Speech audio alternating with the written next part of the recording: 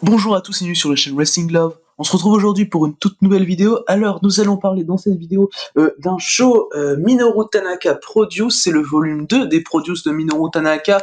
Le show se nomme The Special One. Je voulais parler de ce show, donc show qui s'est déroulé le 18 avril et qui a été diffusé un mois plus tard, le 20 mai sur Nico Pro. Donc voilà, on n'a pas pu y avoir accès avant le 20 mai malheureusement. C'est un show qui est pas très... c'est un show freelance japonais, c'est juste un Produce de Minoru Tanaka.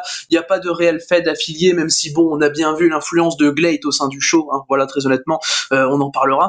Parce que de toute façon, il y a beaucoup de mecs de la Glade dans le show, ce qui est pas finalement étonnant, parce que Minoru Tanaka a participé vite fait à quelques matchs de la Glade diffusés sur YouTube.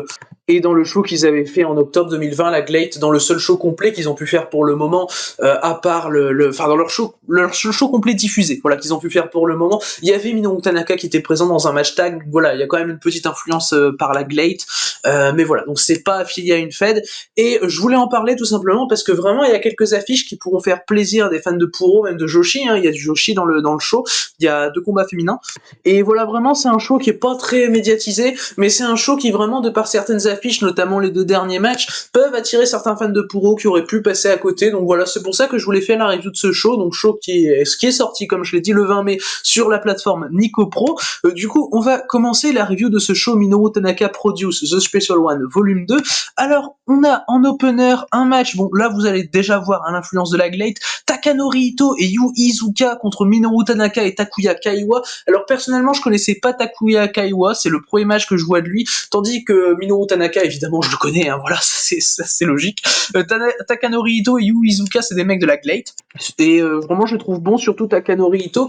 Alors le match en lui-même est bon, très honnêtement, voilà, c'est un bon opener. Le souci du match, je dirais, c'est qu'il est vraiment trop long. À titre personnel, voilà, je lui ai mis la note de 3,25 parce que le match est vraiment cool. J'aurais pu mettre 3,5 s'il était peut-être un peu moins long, parce que sur la fin c'était assez compliqué, le match finit en un peu moins de 12 minutes et il a pas matière à durer 12 minutes en fait, du coup c'était assez compliqué à être dedans tout le match, mais sinon vraiment tout le monde fait une bonne performance. Bon, évidemment, je connais pas Takuya Kaiwa, donc c'est peut-être celui que j'ai le moins remarqué très honnêtement durant ce match, mais enfin voilà, vraiment tout le monde a été très bon. Mention spéciale à Takanori Ito, que je trouve vraiment super, hein. Takanori Ito, vraiment, il me tape dans l'œil à chaque fois que je le vois catcher, que ce soit dans les combats de Glade ou même là dans le Minoru Tanaka Produce, je le vois vraiment devant.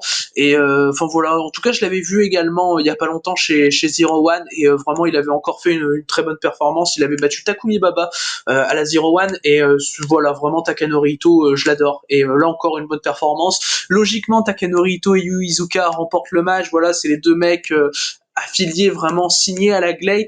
En face, t'as Takuya Kaiwa qui est pas signé, qui est pas connu, qui est pas expérimenté.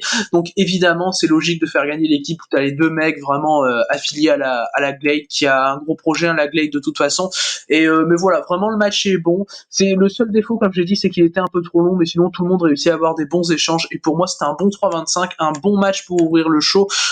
Et c'est également, bah voilà, mon 4e match préféré du show. Il y a 6 matchs dans le show, hein, donc voilà, pour vous dire que quand même le show est très solide, hein, voilà, vraiment le show fait très bien son taf. Mais du coup voilà pour cet opener, donc remporté par Takanori Ito et Yu Iizuka. On va maintenant pouvoir passer au 2e match du show. Le 2e match du show, c'était le premier des 2 combats féminins que l'on avait. On avait là un match 1 contre 1, contrairement au match un peu plus tard qui est un match tag. Le match 1 contre 1, c'était tout simplement Madeline de la Pro Wrestling Diana qui affrontait Miku Aono qui est quant à elle une catcheuse de la Actress Girls. Et alors, on a eu le droit à un match qui était plutôt cool. Voilà, le match est vraiment pas long, hein. Le match dure 6 minutes 30. Les 2 filles ont quand même le temps de montrer quelque chose d'assez cool. Enfin voilà, victoire de Miku Ono assez logique, c'est la plus expérimentée des 2, hein. On rappelle Madeline, c'est encore une rookie. Elle a commencé fin 2019. Madeline, si je dis pas de bêtises. Et enfin voilà, c'est logique de faire gagner Miku Ono qui est le plus expérimenté. Et vraiment, t'as les 2 qui ont pu briller pendant le match. Voilà, le match est assez court finalement, et c'est ça pour moi qui ampute un peu le match. Ils auraient pu retirer un peu de temps à l'opener pour en donner un peu plus au match Joshi qui arrivait derrière. C'est assez dommage, mais voilà. Comme je l'ai dit, les deux catcheuses ont vraiment pu briller, ont pu faire des bons trucs. Madeline, c'est une catcheuse que j'aime beaucoup, vraiment. Madeline, quand je la vois catcher à Diana, à chaque fois, je trouve ça super cool. Et enfin voilà, c'est une catcheuse que j'affectionne particulièrement, Madeline. Et je trouve ça bien de la montrer, voilà, comme ça, de la sélectionner pour catcher dans un show comme ça. Je trouve ça assez cool. Et des combats comme ça contre une catcheuse aussi expérimentée que Miko Ono, parce que finalement ça se voit pas, mais Miko Ono, enfin voilà, elle a 30 ans, elle a commencé il y a déjà 4 ans, et Mais non, oui, voilà, vraiment, le match est cool. Moi, j'ai mis 3 étoiles, c'est évidemment pas à rattraper. C'est vraiment un match pur undercard, vraiment, voilà, ce qu'on peut faire dans des petits matchs à la Actress ou même à la Diana, hein, voilà, pour reprendre les deux compagnies, les compagnies des catcheuses respectives. Mais du coup, bah voilà pour ce deuxième match du show, donc remporté par Miku Aono. On va maintenant pouvoir passer au troisième match du show. Le troisième match du show, c'était le seul match où je connaissais absolument personne, hein, qui faisait partie du match. Alors, on avait Tomoryu et Yoshihiro Oraguchi qui affrontaient Keisuke Goto et Wild Beer. Alors, bon, voilà, très honnêtement, je connaissais personne. Il y a Wild Beer qui fait partie de la GPS Promotion, qui est une compagnie que je connais même pas. Keisuke Goto que j'ai vu, que j'ai vu vite fait. Je l'ai jamais vu catcher, mais j'ai vu vite fait qu'il avait apparu à la GTO cette année. Enfin voilà, c'est vraiment des freelancers japonais qui sont pas très connus, qui ont pu avoir leur spotlight dans un show comme ça où il y avait des gros noms, hein, quand même dans le show. Donc moi je trouve ça assez cool pour eux. Le match en lui-même est cool. Il y a pas un catcheur que j'ai retenu plus qu'un autre. Alors c'est vraiment le finish qui me saoule à titre personnel et qui fait que c'est le match que j'ai le moins aimé du show. Bon, j'ai mis 2,75, c'est pas une catastrophe du tout, hein, faut pas, voilà, ils ont eu que 7 minutes et 2,75 c'est quand même une note qui est pas dégueulasse, hein, pour du 7 minutes 30, faut pas se voiler la face. J'ai pas détesté le match, mais vraiment la fin c'est très compliqué. En fait, t'as Keisuke Goto, Wild Beer, je crois que c'est Wild Beer, ouais, Wild Beer qui court dans les cordes. À un moment, il court dans les cordes, on sait pas pourquoi, pour attaquer Yoshihiro Oraguchi. Il court dans les cordes et d'un seul coup, il se met à marcher. Voilà, moi j'ai pas compris, il y avait aucun but de comédie à ça, il y avait rien qui laissait transparaître une certaine comédie à ça, j'ai trouvé ça juste complètement con. Du coup, il se met à marcher, puis il attaque Oraguchi, puis il perd 30 secondes plus tard, et ça m'a vraiment saoulé parce que on le voit faire ça complètement inutile, et puis derrière on le voit perdre. J'ai fait, oh, non, vraiment ça m'a saoulé ça. Mais à part cette fin, vraiment cette fin de merde, hein, la fin elle est catastrophique, hein. Mais vraiment le match est très cool sinon, mais voilà, c'est la fin qui me fait arriver finalement à 2,75, là où j'aurais pu mettre 3,25, je pense, avec une fin correcte, on va dire. Mais du coup, bah voilà pour ce troisième match du show, donc remporté par Tomoryu et Yoshihiro Oraguchi. Finalement, il est assez court, il y a assez peu de choses à dire dessus, hein, très honnêtement. Du coup, on va pouvoir passer maintenant au quatrième des 6 matchs de ce show. Le quatrième match, c'était le deuxième match Joshi, hein, que l'on avait. C'était un match tag, cette fois avec Nanami, donc Nanami de la Diana également, Nanami qui est toute jeune, hein, qui a 14 ans, je rappelle, et Momoka Anazono qui est signé nulle part, mais qui a fait de très nombreuses apparitions à la Collega cette année, hein, voilà, la Collega qui fait énormément de shows, donc fatalement, quand t'apparais de manière très récurrente à la Collega, tu fais énormément de matchs, et c'est ce qu'a fait Momoka Anazono. Et elles affrontaient Makoto, donc Makoto qui est notamment à la Seedling, ou qui apparaît une ou deux fois cette année à la Actress Girls également, et Makoto équipe avec une catcheuse de la Actress Girls, donc qui est Ami Miura, qui est elle également assez jeune, hein, qui a commencé en 2020 pour le coup, Ami Miura. Le match était très bon. Personnellement, j'ai mis 3,5, c'est l'un de mes matchs préférés du show. J'hésite entre le mettre deuxième et troisième parce que finalement il est assez court. Donc ouais, pour moi c'est mon troisième match préféré du show parce qu'il est trop court pour moi. Il dure un peu moins de 9 minutes. Il est quand même vraiment bon, hein. Il n'y a pas de souci vraiment. Ami Miura, je la trouve super vraiment. Ami Miura, je la trouve au-dessus. Franchement, pour une jeune, je trouve qu'elle fait des super performances. C'est assez dingue. Même cette année, la Actress, vraiment, dans les tags qu'elle a pu faire, ou dans même son singles avec Miyuki Takase un peu plus tôt dans l'année, je la trouve super, Ami Miura. Là, vraiment, elle fait équipe avec Makoto, qui est une catcheuse expérimentée, vraiment, qui est géniale. Makoto, je l'adore également. En face, on a Anazono et Nanami, qui sont un peu moins expérimentés, qui vont profiter de Makoto pour briller vraiment durant le match. Mais vraiment, le match est cool. Moi, j'ai mis 3,5. C'est vraiment un très bon match, très efficace pour le peu de temps qu'il a. La victoire d'Ami Miura et de Makoto est assez logique, hein, je ne les voyais pas perdre. Vraiment, Makoto, c'est vraiment le gros nom, hein, dans les 4, donc il fallait la faire gagner, hein, ça c'est assez logique, il fallait faire gagner son équipe en tout cas. Mais vraiment voilà, le match est vraiment bon. C'est un des 3 matchs que je conseille du show finalement pour commencer vraiment le show où il y a vraiment les très bons matchs. Pour moi, il faut commencer ce show à partir de ce match parce que vraiment à partir de là, ça vaut vraiment le coup de les voir. Un peu plus tôt, c'est vraiment de l'undercard pur, c'est vraiment assez compliqué pour certains, mais vraiment là, c'est pour moi, faut commencer le show à partir de ce match, donc qui était un très bon match de Joshi d'un peu moins de 9 minutes avec une victoire d'Ami Miura et Makoto, et je lui ai mis 3,5 à ce match. On va maintenant pouvoir passer à un six-man tag team match qui était placé en pré-main event de ce show. Alors ce six-man tag team match, c'était un match avec Shingo Suzuki, qui est un catcheur que je ne connais pas pour le coup, mais il faisait équipe avec 2 catcheurs que je connais très bien, Sugi de la Pro Wrestling Zero One, mais également Yurino, hein, qui est en ce moment à la DDT. Et ces 3 catcheurs affrontaient les Strongers, donc de la Glate. Là encore, on voit l'influence de la Glate au sein de ce show, avec Shima, El Lindaman et Tio, qui évidemment l'équipe un des Strongers, ils ont tout foutu vraiment là. Voilà, ça a frappé, c'était très cool. Le match dure un peu moins de 18 minutes, c'est à titre personnel mon match préféré du show, j'ai mis 3,5. J'hésitais avec le 3,75, très honnêtement, j'ai hésité assez longtemps, mais finalement j'ai mis 3,5. Pour la première fois que je vois Shingo Suzuki, je trouve qu'il a vraiment fait une bonne performance, c'était agréable à voir son catch, vraiment il est assez bon Shingo Suzuki. Alors il y a eu vraiment des super échanges, notamment entre El Lindaman et Yuri Ino, c'était un peu leurs interactions qui rythmaient le match finalement, El Lindaman et Yuri Ino. Il y a eu quelques petits trucs assez drôles, il y a notamment un moment El Lindaman qui va faire tomber Yuri Ino du tablier lorsqu'il s'apprêtait à recevoir un tag, et d'ailleurs El Lindaman il sait que Yuri Ino il va vouloir lui foutre des mandales, parce que Yuri Ino, bon il est comme ça, c'est gros bonhomme qui fout des tatanes sans réfléchir, et El Lindaman du coup il se casse en courant, et c'était assez drôle. Finalement Yuri Ino a même pas essayé de le rattraper, enfin voilà, c'était assez drôle. Ensuite à un moment t'as un échange Yuri Ino Tioke, où t'as Yuri Ino qui coince Tioke dans les cordes, qui lui fout des chops, et t'as El Lindaman qui s'attaque à Yuri Ino. Yuri Ino il regarde El Lindaman, il le regarde, il s'en fout, et puis il recommence ses chops sur Tioke, voilà, il s'en fout de ce que vient de faire El Lindaman, j'ai trouvé ça très drôle également.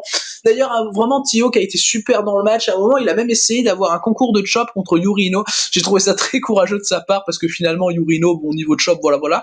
Sugi a fait quelques trucs vraiment très bien, j'ai retenu quelques beaux moves de la part de Sugi, notamment un assez beau moonsault, vraiment des très bons contres, c'était vraiment très cool à voir. Sugi, on a un peu moins vu Shima, pour le coup, l'emphase était plus mis au sein des Strongers, sur El Lindaman et Tioke, ce qui est finalement pas plus mal, parce que les deux sont bien moins connus que Shima finalement, et ont plus de temps pour briller dans le match, et je trouve ça vraiment très cool. Et les deux sont de toute façon géniales. Petite mention, comme d'habitude, à la moumoute d'El Lindaman, sa coupe de cheveux, je la comprendrai jamais, El Lindaman, vraiment, c'est assez drôle. Mais enfin voilà, vraiment voilà pour ce match, qui est le match, à titre personnel, que je conseille vraiment fort du show, vraiment, s'il y a un match à retenir pour moi, c'est celui-là, et voilà, vraiment, Yuri Ino, MVP du match, je trouve trop cool Yuri Ino, vraiment, il joue tellement bien son rôle, il est excellent, Yuri Ino.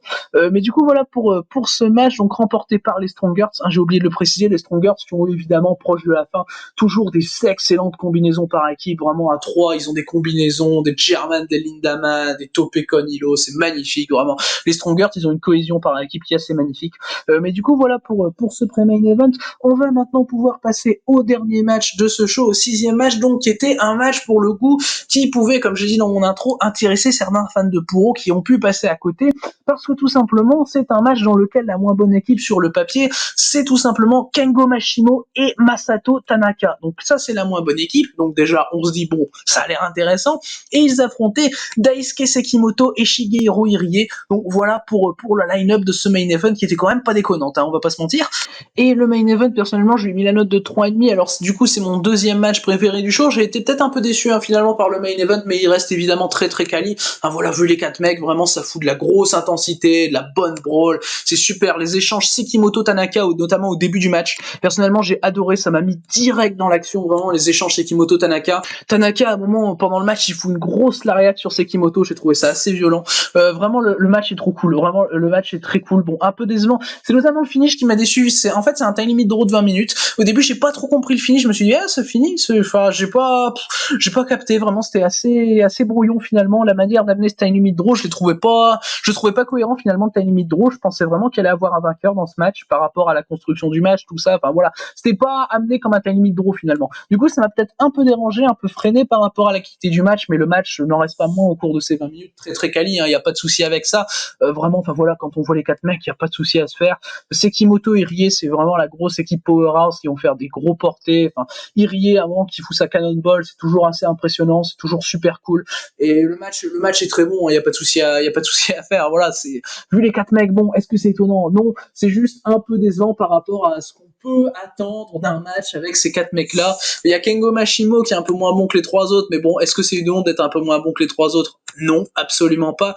Et Kengo Mashimo, bon, je l'ai vu un peu du côté de son run de la All Japan, et c'est vraiment très cool, Kengo Mashimo, c'est vraiment un très bon catcheur, il n'y a pas de souci sur la chose, mais voilà, peut-être que le finish était assez décevant finalement, je m'attendais peut-être à une victoire de Sekimoto Irie à titre personnel, mais voilà. Le match est très bon. Le match est très bon, il n'y a pas de souci à se faire. À titre personnel, voilà, j'ai mis la note de 3,5. C'est un bon main event. Pour moi, c'était vu le résultat, finalement, même s'il n'est pas spécialement amené, c'est pour moi le bon choix à faire pour le mettre en main event.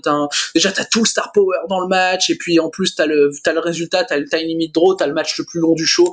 Donc c'est assez logique, finalement. Mais du coup, voilà pour ce main event, donc qui a fini en time limit draw de 20 minutes. Du coup, c'est ce qui concluait ce show Minoru Tanaka Produce The Special One Volume 2. Alors le show dans l'ensemble, je le trouve très quali, il y a rien qui va être excellent, vraiment, il y a rien qui dépasse les 3,5 dans mes notes, hein, vous voyez. Mais personnellement, je trouve le show vraiment très très correct, vraiment le show est très agréable à suivre, il prend pas longtemps à regarder, il m'a pris environ 1h30, voilà, c'est vraiment très très quali tout le long. Peut-être un petit regret que les matchs de Joshi soient peut-être un petit peu trop courts, mais sinon voilà, c'était très bien, et moi ce que j'ai à conseiller, c'est de mater vraiment les 3 derniers matchs du show, que je trouve vraiment au-dessus du reste de la carte, et qui sont vraiment excellents. Mais du coup voilà pour cette vidéo, donc review du show Minoru Tanaka Produce The Special One Volume 2, j'espère qu'elle vous aura plu, merci à vous d'avoir regardé cette vidéo, et du coup d'ici les prochaines vidéos, je vous dis à la prochaine.